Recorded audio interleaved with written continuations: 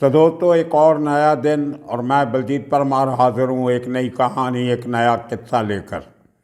आज की सबसे बड़ी खबर आ रही है कि दीपक टीनू, जो 1 और 2 तारीख की रात को मानसा के सीआईए इंचार्ज प्रितपाल सिंह की कस्टडी से भागा था, उसको दिल्ली पुलिस ने राजस्थान के अजमेर के पास एक छोटे से कस्बे से पकड़ा। अब हैरत की बात यह है कि उसके भागने पे जितने सवाल खड़े हुए थे, उससे ज़्यादा सवाल उसके पकड़े जाने के तरीके से उठ रहे हैं। ये कंट्रोवर्सी थमने का नाम नहीं ले रही। बहुत से सवाल थे उसके भागने के बाद जो सामने आए थे, भागने के पहले भी आए थे। प्रितपाल सिंह का कहना था कि वो उसको एक बड़ा सीजर करने के लिए लेके जाने वाला था।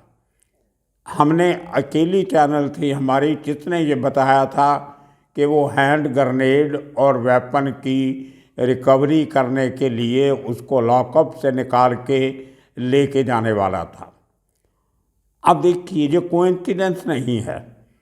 आज जब दिल्ली पुलिस ने उसको पकड़ा, स्पेशल सेल ने राजस्थान से, तो उसके पास से वही हथियार मिलते हैं जिनका जिक्र प्रितपाल सिंह ने किया था, मानसा के सीआईए स्टाफ के चीफ ने। आज जब उसको पकड़ा गया तो 5 हैंड ग्रेनेड और 2 सेमी ऑटोमेटिक वेपन्स दिखाई गई। कहाँ तार मिलते हैं पता नहीं।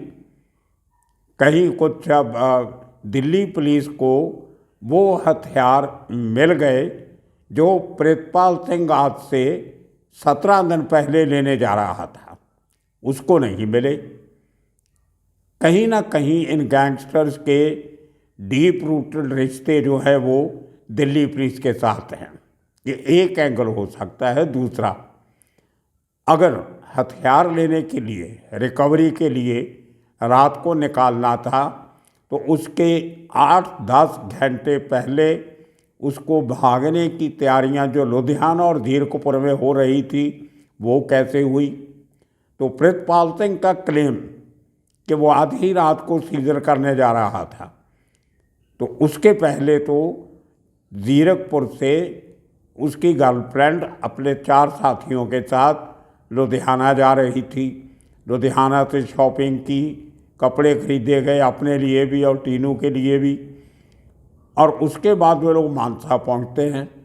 दूसरी तरफ दीपक टीनू के 2 सगे भाई हरियाणा के किसी शहर से और 2 गाड़ियां लेके भी वहां पहुंचते हैं। तो जो 8-10 घंटे का वक्फा है, इसका मतलब उसके भागने की तैयारी पहले से हो चुकी थी। और अगर टीनू, उसको ये मालूम नहीं था कि आज रात को उसको निकाला जाएगा और उसको रिकवरी के लिए लेके जाया जाएगा, तो उसने अपने साथियों को खबर कैसे दी।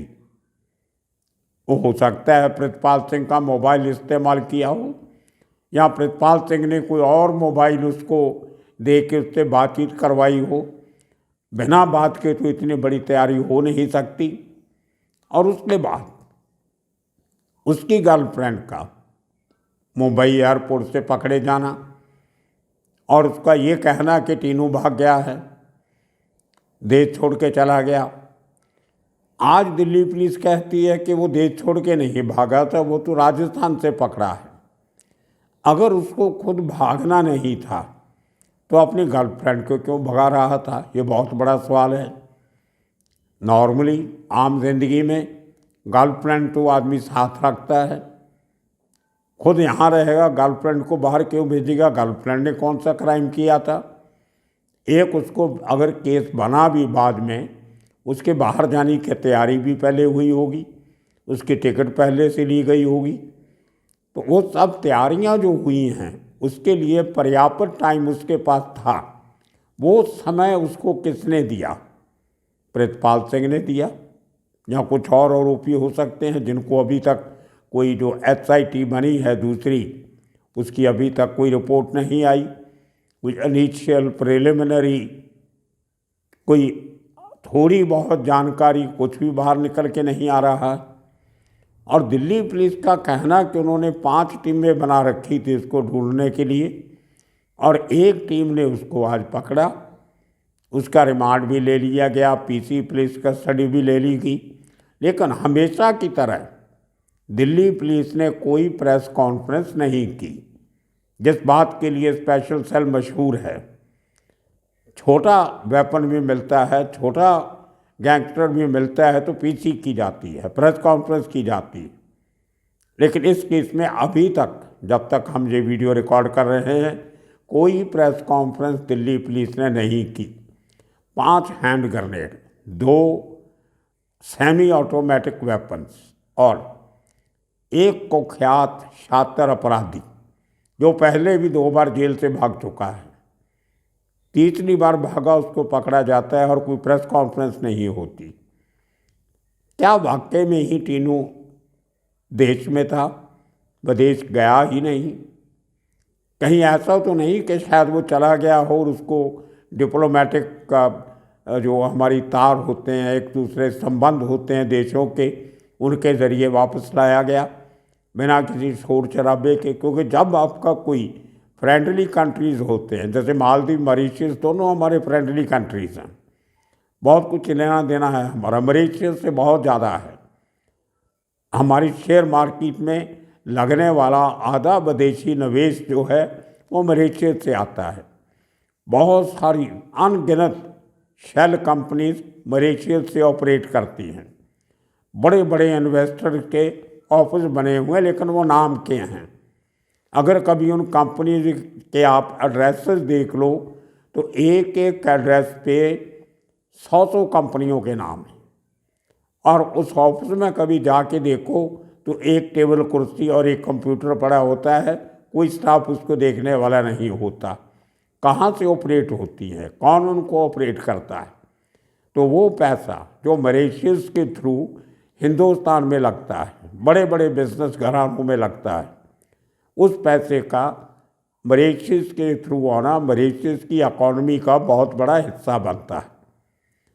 तो ये कहीं ना कहीं जो हमारा जो एक डिप्लोमेटिक रिलेशन है मॉरिशस के साथ, मैंने पहले भी कहा था 65% आबादी मॉरिशस की हिंदुस्तानी मूल के निवासियों की है। उनकी सिक्योरिटी का जिम्मा एक तरीके से हिंदुस्तान के पास ही है। खैर वो बात मैं पिछले एपिसोड में कर चुका हूँ। लेकिन अब कहीं ऐसा तो नहीं, जैसे पहले बहुत बार हो चुका है, ये कोई अनहोनी नहीं है, ये कोई नई कहानी नहीं है।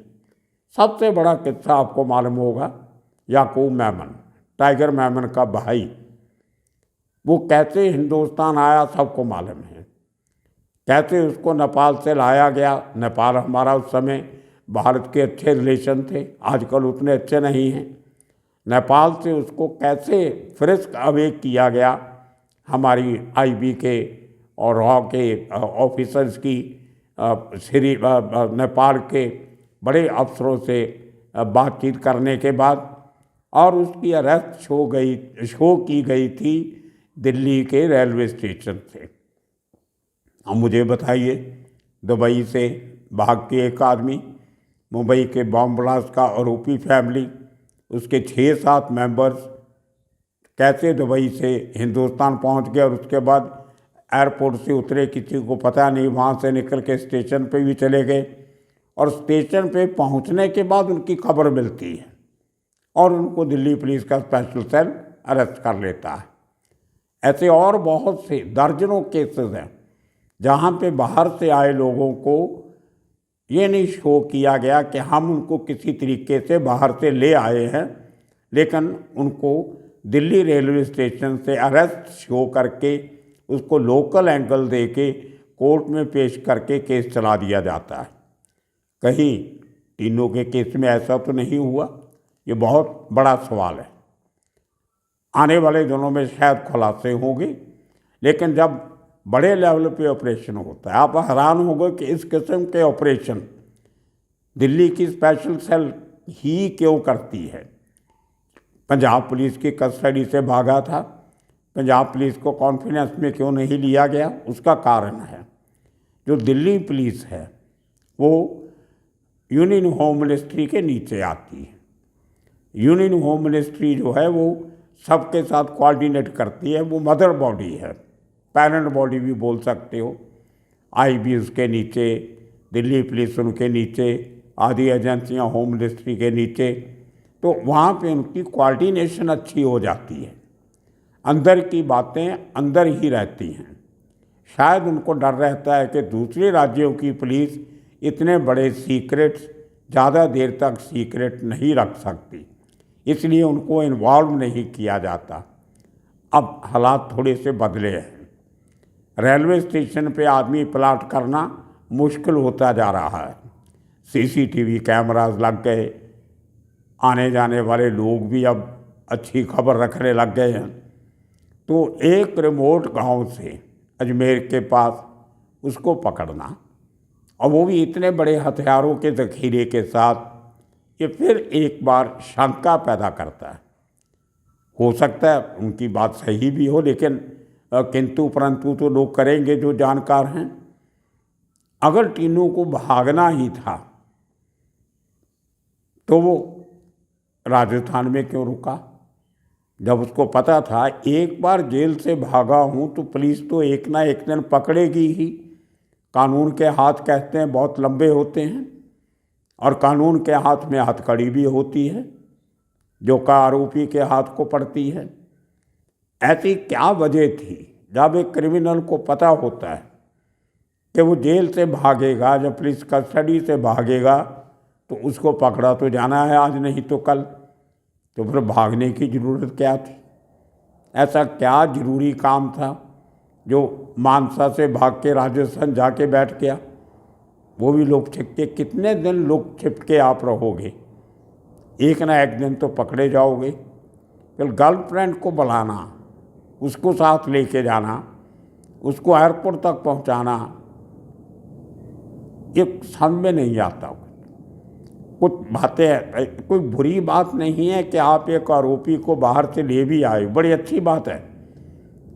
आपके डिप्लोमेटिक चैनल जितना अच्छा काम करते हैं तो उनको मान लेना चाहिए, लेकिन इस तरीके की कहानी बनाना ये थोड़ा अजीब लगता है। इसके बहुत से कारण भी होते हैं। बहुत सी बातें पब्लिक के सामने नहीं लाई जा सकती होती हैं। अगर उस शख्स को किसी बड़े शहर से, किसी 5 स्टार होटल से, 3 स्टार होटल से पकड़ा जाता तो बहुत सारे गवाह हो जाते हैं। किसी आप सुनसान जगह से किसी को पकड़ते हो तो वहाँ पे उनकी अरेस्ट शो करना कानूनी लेवल पे थोड़ा सा आसान हो जाता है। वहाँ के लोगों कह सकते हैं उनको पता नहीं था कौन है। शहरों में, बड़े शहरों में उसकी शक्ल तकरीबन हर आदमी ने देखी हुई थी, पहचानने का डर होता है। इसलिए जितने सवाल उसके भागने पे उठे थे, इसीलिए मैं कहता हूँ उससे ज़्यादा सवाल उसके पकड़े जाने पे उठते हैं। अब देखना होगा कि कितनी जल्दी उसको वापस पंजाब पुलिस के हवाले किया जाएगा। एक्यूज्ड पंजाब से भागा है, सबसे बड़ा मुकदमा उसके खिलाफ सिद्धू मूसेवाला के बाद कस्टडी से भागने का है, या भगाने का इल्ज़ाम पुलिस वाले पे है। अब वो केस तो चलेगा, चार्जशीट हो चुकी है, आगे उसकी अभी उस पर बहस शुरू होगी, चालान पेश हो चुका है, उसके बाद ट्रायल शुरू होगी। ट्रायल के बाद केस कमिट होगा तो ट्रायल शुरू हो जाएगी। और इस केस में और बात आपको बता दूं, जो चार्जशीट की बात हम करते हैं, मैंने बहुत बार की है। 2 दिन पहले एक पत्रकार ने मेरा इंटरव्यू भी किया, उसमें मैंने उस चार्जशीट पे बहुत किंतु परंतु किए थे, लेकिन पता चला कुछ आज लोगों से बात हुई मेरी जो इस केस के साथ जुड़े हुए हैं। उनका कहना था कि वो जो इन्वेस्टिगेशन है मूसेवाला केस की, जो SIT जो जिसके मुखी जसकरण सिंह हैं, IG लेवल के ऑफिसर हैं, फिरोजपुर रेंज के वो इंचार्ज भी हैं, उनकी SIT ने काफ़ी सारा काम करके रखा हुआ है। और शायद ये भी पता चला कि इन्वेस्टिगेशन काफ़ी अपने अंजाम के नज़दीक पहुंच चुकी है, और बहुत जल्दी शायद उसकी रिपोर्ट भी आने वाली होगी अगर सूत्रों की माने तो उस चार्जशीट में काफ़ी सारा काम किया हुआ है उन्होंने।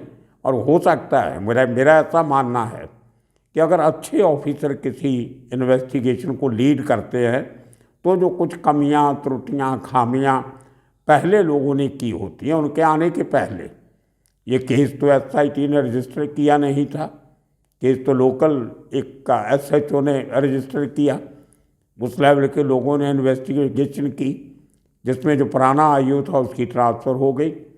काफ़ी सारा काम उस पर प्रितपाल सिंह कर रहा था, उसकी जो गैंगस्टर से मिली भगत निकल आई।